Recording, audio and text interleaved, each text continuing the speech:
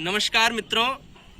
पापपहारी दुरितारी तरंगधारी शैल प्रचारी गिरिराज गुपाविदारी झंकारी कार्य हरिपाद रजोपहारी गंगा पुनातु सततम शुभकारवारी गंगा वारी मनोहारी मुरारी चरण चित्तवान त्रिपुरारी सिरसवारी पापपहार पुनात्माम पापपहार पुनात्माम।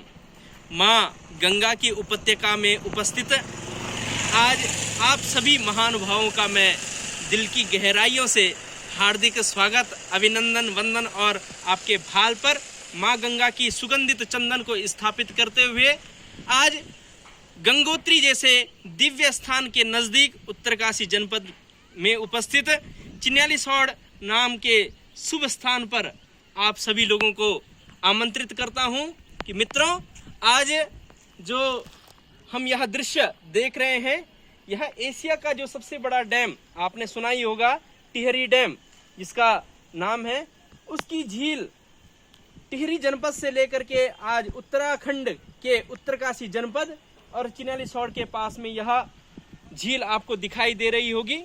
आज मेरे साथ कैमरामैन आजाद जी उपस्थित हैं। आपको ये दिखा रहे हैं कि जो आपको सामने पुल दिखाई दे रहा होगा, यह उत्तराखंड का प्रथम आर्क पुल है, जिसके माध्यम से बहुत सारे गांव को जोड़ा जाता है। और कई लोगों को जब यह देवीसौड़ नाम का यह शुभ स्थान, यहाँ पर जो ये पुराना पुल था, यह इस झील के कारण डूब गया था, तो कई लोगों को यहाँ से आने जाने में बहुत समस्याओं का सामना करना पड़ रहा था। लेकिन आज इस आर्क पुल के माध्यम से सारे गांवों में आवाजाही बढ़ चुकी है।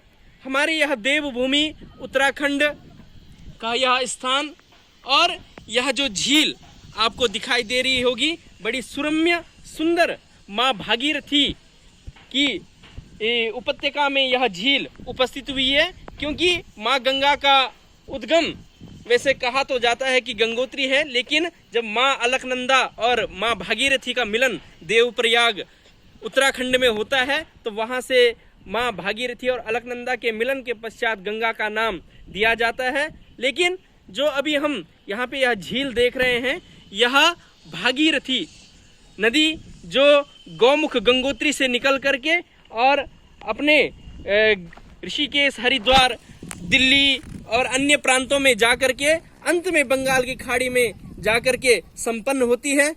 और आज के इस दिव्य सुरम्य स्थान को मैं आपके बीच में दिखाना चाह रहा था।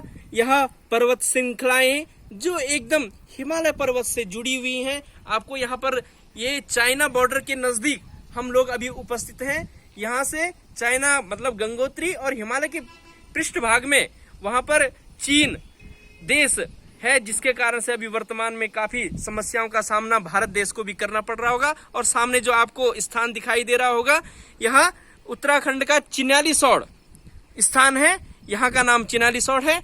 और देहरादून से जब कोई भी हवाई जहाज आता है, तो केवल मार्ग में उत्तरकाशी जनपद में सबसे पहले हवाई पट्टी यहीं चिन्यालीसौड़ में उपस्थित है। और ये आर्क पुल, और यह आर्क पुल के माध्यम से हम आप सब लोगों को यहाँ का इस सौंदर्य को दिखाना चाहता हूँ। यहाँ की हरी भरी हरियाली और माँ भगवती के मंदिर को आपके मध्य में दर्शाना चाहता हूँ। और इसके माध्यम से हम सब लोग आपस में एक दूसरे से सौहार्द की भावना स्थापित करते हैं। कुछ पंक्तियाँ ध्यान आती हैं कि हो गई है पीर पर्वत सी पिघलनी चाहिए, हो गई है पीर पर्वत सी पिघलनी चाहिए, इस हिमालय से कोई गंगा निकलनी चाहिए, इस हिमालय से कोई गंगा निकलनी चाहिए। इस प्रकार की यह सूक्तियां, ये शब्द, ये पंक्तियां हम लोगों को एक उस प्रकार के भाव के लिए आनंदित करती हैं। जिस प्रकार से संस्कृत के कुछ मंत्रों के माध्यम से एक कुछ पंक्तियां ध्यान आती है कि जिस दिन वेदों के मंत्रों से इस धरती को सजाया जाएगा, उस दिन मेरे गीतों का त्योहार मनाया जाएगा। खेतों में सोना उगलेगा, झूमेगी डाली डाली, वीरानों की कोख में जिस दिन पैदा होगी हरियाली। जिस दिन भूखे बच्चों को भूखा न सुलाया जाएगा, उस दिन मेरे गीतों का त्योहार मनाया जाएगा, उस दिन मेरे गीतों का त्योहार मनाया जाएगा। मैं एक बार संपूर्ण विश्व भर के लोगों को, आप सभी लोगों को अपने इस उत्तराखंड के शुभ स्थान पर आमंत्रित करता हूं, आपका आह्वान करता हूं कि आप भी आइए अपने देवभूमि जिसको हम स्वर्ग कहा करते हैं, आपने स्वर्ग की एक प्रमुख भाषा देखी होगी।